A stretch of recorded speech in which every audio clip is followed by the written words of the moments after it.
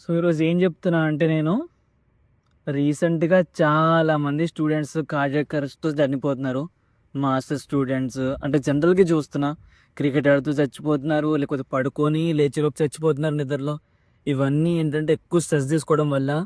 అరే! స్ట్రెస్ తీసుకోండి. అదెంత మనకి ఓకే అంటే అంతవరకే.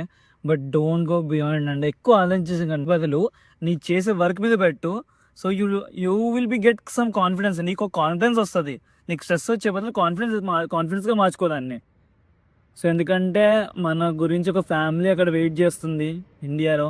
మీరు బయట ఇండియాలో ఉండి వేరే దగ్గర కష్టపడుతుంటే కూడా మన కోసం మన ఫ్యామిలీ ఎదురు చూస్తుంటది. సో, వాళ్ళు మన మీద కొండంత ఆశలు పెట్టుకొనుంటారు. వాళ్ళకి మనం ఏదో ఒకటి నిరూపించాలి. మనం ఇలా స్ట్రెస్ తీసుకొని చనిపోతే దానివల్ల ఏమయ్యేది లేదు. ఎందుకంటే మీ చుట్టాల అబ్బాయి చెప్తున్నాడు.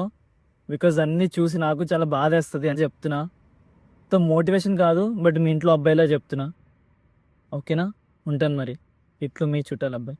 బాయ్.